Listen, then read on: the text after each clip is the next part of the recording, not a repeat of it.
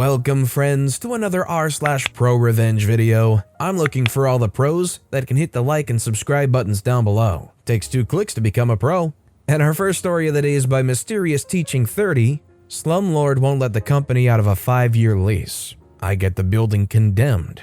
To start, this is about the company I work for and a trip I took because I had to wire a building for a computer network because the building owner wouldn't. Backstory, our company was moving a remote site to a new building. As the IT guy for the company, I was asked to look at the new building and get network ports marked out. The landlord refused to put in any low voltage lines, and we got quotes, but they were thousands of dollars. Enter me, my car, and 4 boxes of Cat 6 plenum. It's about an 8-hour drive, and I was doing about 30 drops. Not a ton, but still, a few days work in some place that's already built up. And it's drop ceiling with insulation on top. Messy, itchy work. Day 1, we get there Monday morning at the start of the month. It's actually a cool summer morning, and we're from further south, so no one notices the AC not working for about an hour. Slowly, the building begins heating up. It gets to 80 by noon, 85 at 3 p.m. The rooms with floor-to-ceiling windows are greenhouses. It's absolutely miserable. We've been told by the workers still on site that the leasing company was told that there was no AC in our building 3 weeks ago. The other thing is there are still workers on site. The building isn't completed. So much for being ready for a handover day 1. Day 2, we're getting agitated. It's 80 degrees in the AM when we first walk in. It's sweltering. The other guy that came up with me is the facilities manager. He's screaming at people over the phone to fix the freaking AC. We're all exhausted from the heat by 3 p.m. I found a 4-foot hole in the ducting when I opened the ceiling tile. The AC was blowing, but there was no cold air. We're told the compressor's broken.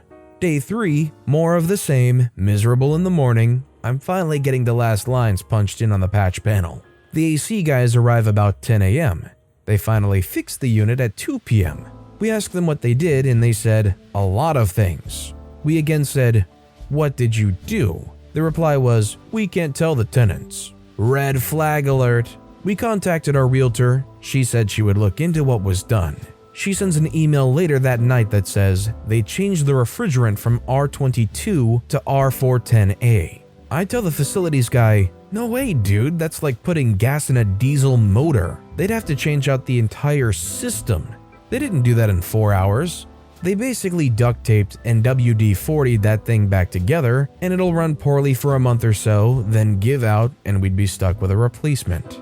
Day 4, still no running water to some areas, still workers on site, the AC can't keep up with the noonday sun, and it still hits around 80 by the end of the day. AC runs continuously. We're packing up all the stuff we moved in and moving out.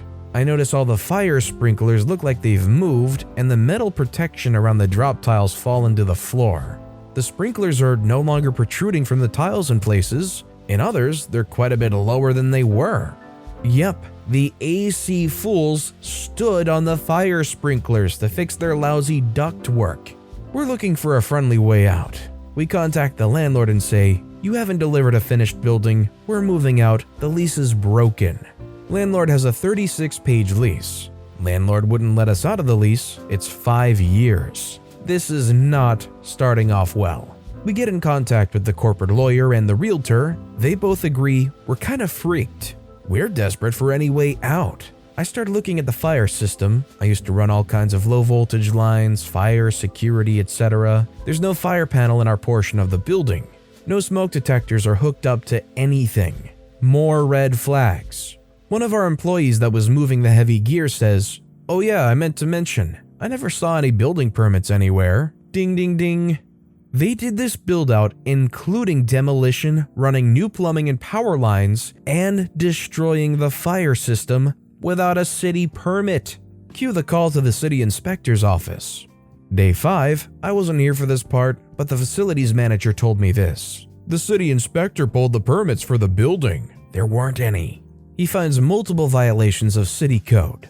Red tagged our area, removed the certificate of occupancy. When I told him to check the fire system like you said, he just goes, oh no, I have to make a call. He calls the fire marshal. Day 8, fire marshals arrive on the scene. Find no active alarm system in our portion of the building, red tag. find the sprinkler riser for the entire building in our area, no water pressure. Condemned the entire building. Basically, they wouldn't let us out of the building because we signed a lease, even though they never delivered a building in any semblance of working order. Called the building inspector, got them smoked, who then called the fire marshal, who condemned the entire building. They're still trying to fight us over it, but we're pushing for them not only refunding our deposit and the rent, which they've already done, but for all the time spent moving gear in and out and all the wiring. Our lawyer says they don't have a leg to stand on, and he's happy for them to pay his fees as well. If you found yourself in such a bad and ill-equipped situation, would you be trying to look at every possible legal avenue to get out of this contract? Let me know if you would be scrambling super hard too in the comments down below. Our next story is by Loy Grimm. A customer was mad I gave them extra time, so I gave them less. I'm 31-year-old male, a trucker for a parcel shipping company, and my main job is to pick up parcels from big customers and haul it back to the terminal for distribution. I've been doing this for about 7 years now, and I'm very good at my job. I have a set route every day and the same customers. They have a deadline for pickup, which is stated in a contract. But traffic is unreliable and sometimes stuff just happens. I sometimes have extra pickups or, in rare cases, deliveries that make me a little late. Usually no problem, I know my route and I can drive in the lost time, or I have their number and can call to tell them I'll be late. I have a customer who's set to be picked up from, let's say 5 p.m. every day. Because I'm a very efficient driver, I rarely need to be there before 5:30 to be in time for my next customer, which gives them extra time to pack orders as they're still not open until about 7 p.m. in the evening. There's no other trucks incoming at the time, so I'm not blocking anything. Extra time should be good, right? Except they have this annoying habit of never being finished on time, and even when they see me loading up the truck, they just dally around not finishing. Usually they come running when I'm closing the truck to tell me they got more and I need to wait, before they run around trying to pack and secure the last pallet. And sometimes when I get there, they're not. There'll be a finished pallet ready for me, but no people. No problem though, I just load up and leave. Usually about 10 to 15 minutes later, they then call me to say I forgot a pallet and need to turn around. That they can't be expected to be done because they never know when I arrive. I always arrive within a 15-minute window. Every day. If I'm later, I call them. They have extra time and they still can't be finished on time, and they try to blame it on me. Not the first time this has happened. I get so tired of it, I went back to arriving exactly at my scheduled time and leaving on time. They weren't finished? Too bad, I have my contract on my side. They agreed to it and signed it. They then tried to call my boss and complain because now I left almost 30 minutes earlier than before. But he's awesome and just said, "Tough luck, not my problem." See, when you have a contract that says they're going to arrive exactly at this time, and you should only ever expect them to arrive at this time and leave at this time, you can't be all shocked Pikachu when, surprise, they show up at that time and leave at that time, whether you like it or not. Our next story is by Gave Your Mom Aid. She annoyed me at work, so I ruined her life with the most despicable thing I could have done. There was a lady from my office a while back who was always extremely annoying. If she asked for something and you said you could get it to her by the end of the day, she would pester you about it every hour for the rest of the day. I never actually met her in person, only via email or Slack. Her name was Elizabeth with an S, so one day when she was annoying me, I decided that in all of my emails and Slack messages to her, I would intentionally spell her name Elizabeth with a Z. I know that some people with commonly misspelled names get super worked up about their name being spelled incorrectly, so I hope that this irritated her every single time she got an email or message from me. I know, I'm an evil genius. You know, being a Steven, I know exactly this feeling. Do you know how many times I'll get an email or correspondence from someplace and it's like a 50% chance whether it's PH or V? Honestly though, I don't really let it bother me, I just kind of accept it. If they call me Steven with a PH or Steven with a V, doesn't change anything. Our next story is by Dotmaster100. Don't mess with my music. Warning, this is super petty. Okay, this happened a few minutes ago and I'm very proud of it. Okay, so me, my dad, and my sister are driving back from school and I start playing Speed of Sound by Coldplay on the radio. Because I love the song, I increase the volume to 20 and my dad instantly turns it down.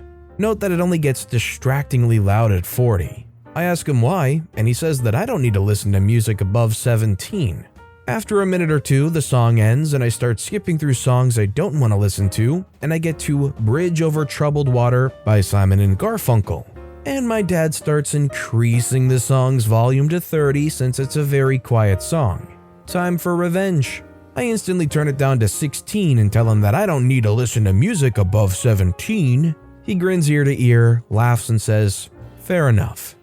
Music varies, including the mixing. One song is definitely not the same level of volume as the other, and I'm sure you guys can probably think of some varying examples.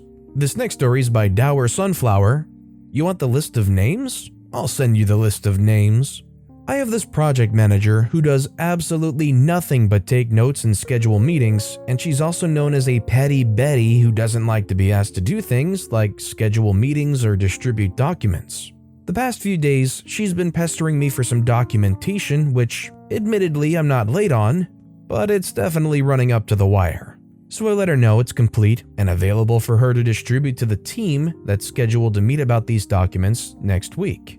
She says, "Can you give me the names?" I thought, give you the names of the people on the meeting that you set up? Why, so you can just copy and paste them into the to line instead of navigating to the calendar invite and hitting send message to all? How lazy can you be? So I said, sure, and I took a screenshot of the calendar invite that she sent out and I sent it to her. The pettiest of petty revenge, but it made my Monday a little better. I'm gonna take a stab and say technologically wise they might not be as savvy as OP is and know that they can do that send message to all function. I would definitely say this is pretty on the petty side of things. If anything, this is almost more of like a annoying revenge. Take that, if you don't know your send message to all function, you're gonna have to type it out. And our final story of the day is by Imaginary Broccoli 6, a silent but deadly surprise. I was reading an Ask Reddit post about the most proudest fart, and my brain resurfaced this memory that I'm laughing about as I'm typing this. So my school had a building with an elevator. The problem was that only 10 to 12th graders in special circumstances were allowed to use the lifts. At the time I was in grade 9, I had a knee injury so I was allowed to use the lifts. My classmates, mostly bullies, took advantage and got in the lift with me as a support, but would still tease me of my injury or anything else.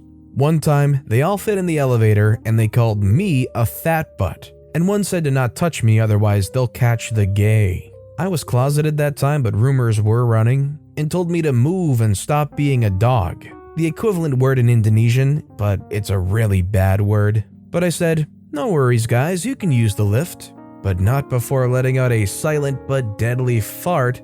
I had a spicy fried rice, and spicy food doesn't agree with me. It wasn't any issue because my class was on the first floor and the elevator is really slow. So I went up the stairs and sat in the lounge, and when the elevator dinged, the boys ran out retching and almost vomiting. They yelled at me, but the teacher yelled at them first for using the elevators. Never got bullied again that year. This kind of takes me back to high school when there were elevators around and I think everybody could use them, but one year I had a leg injury so I had to walk around with crutches. All through that time, I kind of had my eyes open to the amount of entitlement people have over using the elevators. Like some jerk and a girl, and the jerk wants to go alone with the girl, obviously, in the elevator. So there I am on crutches going towards the elevator, and the guy gives me a little push backwards and laughs as he and the girl get on the elevator. Oh, if only in that moment I could harness OP's fart powers. Too bad I didn't have a spicy fried rice that morning, I guess. Oh, high school. But with that being said, that's all the time we have for today. So of all these stories that I've read for you today, which one is your favorite and why? Let me know in the comments down below. And if you haven't yet, if you could like and subscribe, that would mean a lot to me. Whatever you do, whether it's liking, subscribing, turning notifications on, all of it helps grow this channel and I appreciate the heck out of it. So until next time, I'll see you all tomorrow with some more stories.